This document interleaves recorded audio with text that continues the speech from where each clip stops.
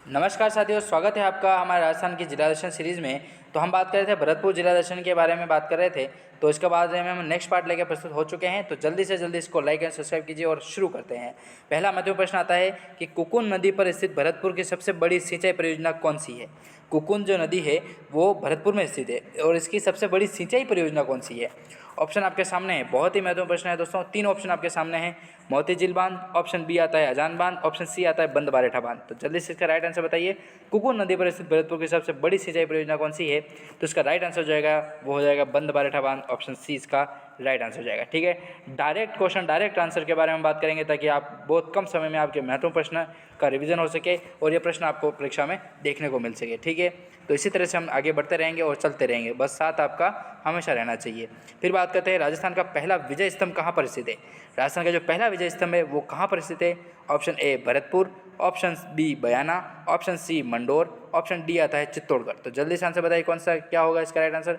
राजस्थान का पहला विजय स्तंभ कहाँ पर स्थित है। तो पहला विजय स्तंभ जो है वो ऑप्शन नंबर 20 का राइट आंसर होगा, वो है बयाना में। ठीक है, कब इसकी स्थापना की गई थी और चित्तौड़गढ़ में भी विजय स्तंभ स्थित है तो वो कब बनाया गया था ये आप मेरे को कमेंट करके बताइए। ठीक है, और अधिक जानकारी के लिए आप जुड़ते रहिए, आपको हम प्रश्न सोल्व कराते रहेंगे और आपका सारे डाउट क्लियर करते रहेंगे। ठीक है, फिर बात करते हैं नेक्स्ट महत्वपूर्ण प्रश्न की, वो आता है विजयपाल के प्रशस्ति में किस कवि ने विजय रासो लिखा था। विजयपाल के प्रशस्ति जो है वो उसमें किस कवि ने विजयपाल रासो लिखा था। Option A Tihunpal, option B Timanpal, option C Chitralekha, option D Nall. तो जल्दी से आंसर बताइए क्या हो जाएगा। तो विजयपाल की जो प्रशस्ति है उसमें किस कवि ने विजयपाल रासो लिखा था, तो वो कवि का नाम है नल्ल।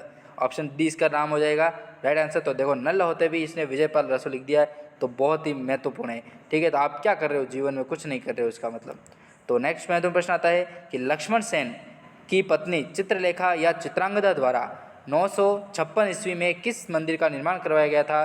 तो ऑप्शन आपके सामने हैं। ऑप्शन ए पहला है सूर्य मंदिर, ऑप्शन बी उषा मंदिर, ऑप्शन सी उपासना मंदिर, ऑप्शन डी लक्ष्मण मंदिर। ठीक है, तो बहुत ही महत्वपूर्ण प्रश्न है दोस्तों।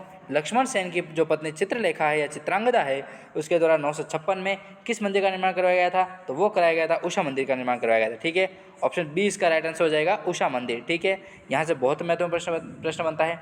ठीक है, भरतपुर के बारे में हम बात करते जा रहे हैं। तो देखिए भरतपुर की जो आराध्य माता जी हैं वो हो जाएगी राजराजेश्वरी माता जी। ठीक है, और जो देवता माने जाते हैं, जो पूज्य देवता हैं वो हो जाएंगे प्रभु श्री और रामचंद्र भगवान के छोटे भाई जो लक्ष्मण जी अनुज थे वो माने जाते हैं। ठीक है, तो आराध्य देवता हो जाएंगे लक्ष्मण जी और आराध्य माता जी हो जाएगी अपने राजराजेश्वरी माता जी। ठीक है, और उषा मंदिर का निर्माण किसने कराया था, तो पत्नी जो चित्रलेखा है, लक्ष्मण सेन की पत्नी चित्रलेखा जो चित्रांगदा है उसके द्वारा 956 ईस्वी में इसका निर्माण कराया गया था, उषा मंदिर का निर्माण। ठीक है, इसी तरह से नेक्स्ट महत्वपूर्ण प्रश्न आता है कि शोणितपुर का किला तथा बादशाह का किला किस दुर्ग में स्थित है।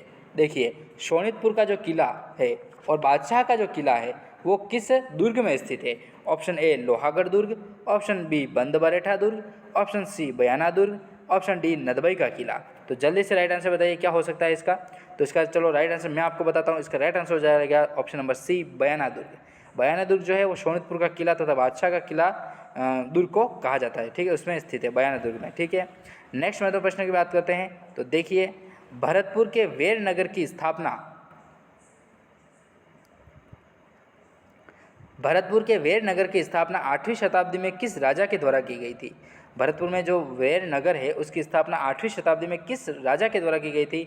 Option A Hamanullah, option B Raja Digvijay Singh, option C Pratap Singh, option D Raja Badan Singh. ठीक है, तो अमानुल्लाह जो भी है उसके द्वारा तो की गई थी नहीं, राजा दिग्विजय सिंह के द्वारा भी नहीं की गई थी, प्रताप सिंह के द्वारा भी नहीं की गई थी, तो ये की जाती है राजा बदन सिंह के द्वारा। ठीक है, ये बहुत ही महत्वपूर्ण प्रश्न आता है कि राजा बदन सिंह के द्वारा क्या किया जाता है, तो इसको किस नाम का दर्जा और किस वजह से दिया जाता है। तो देखिए भरतपुर का जो वेर नगर है उसकी स्थापना का दर्जा दिया जाता है 8वीं शताब्दी में। ठीक है, तो दोस्तों ये थे कुछ महत्वपूर्ण प्रश्न। इसी तरह से आगे हम महत्वपूर्ण प्रश्नों के बारे में बात करते रहे मिलेंगे आपको।